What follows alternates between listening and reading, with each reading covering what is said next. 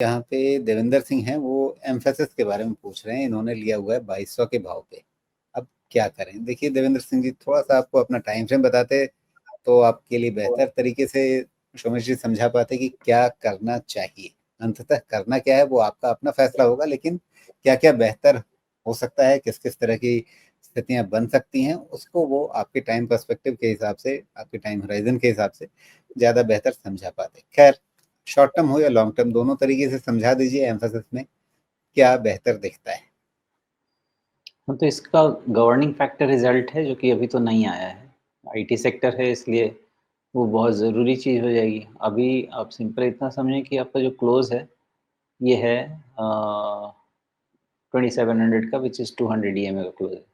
Absolutely fine, कोई दिक्कत नहीं है। लेकिन अभी थोड़ी देर पहले राजीव जी ने एक हम जब डिस्कस कर रहे थे प्रॉफिट बुकिंग का, तो उसमें इन्होंने मिक्स किया था डीएमए, 20 डीएमए के साथ स्विंग। मे बी ये एक अच्छा एग्जांपल है उस चीज़ को समझने के लिए। तो यहाँ पे आपके पास डीएमए छूट भी जाएगा ना, तो भी उतना ज़्यादा इश्यू नहीं है। लेकिन अगर आपका जहाँ से ये शुरू हुआ था ना पैटर्न 2645 या 2650 के पास से, ये वाला पैटर्न आपका रिस्पेक्ट होना बहुत ज़रूरी है, क्योंकि ये आपका ब्रेकआउट पैटर्न है।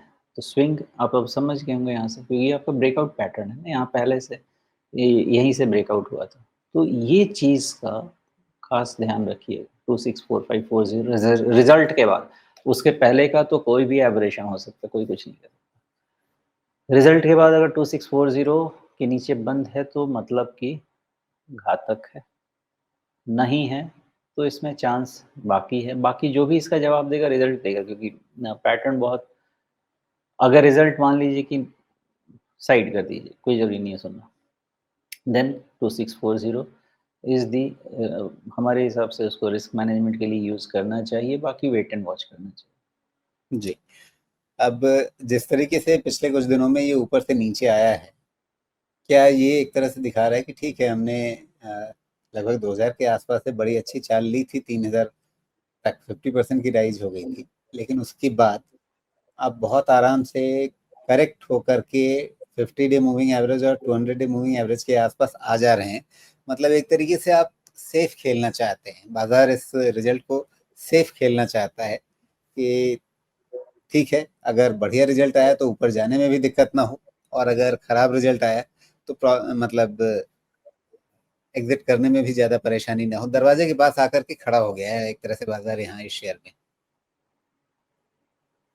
हाँ, वो भी ठीक बात है, लेकिन ये तो टीसीएस के बाद ये क्लियर है कि वीक हो ही रहा है ना, टीसीएस के रिजल्ट के बाद। तो अब इन्फोसिस के रिजल्ट के बाद हो सकता है कि थोड़ा-सा ऊपर हो जाए, और उस केस जी। में ये लेवल इम्पोर्टेंट हो जाए। तो जी। अभी जब तक इनका खुद का रिजल्ट नहीं आता, तब तो जिनके-जिनके रिजल्ट आते हैं उसके बेसिस पे सेक्टर रिएक्शन।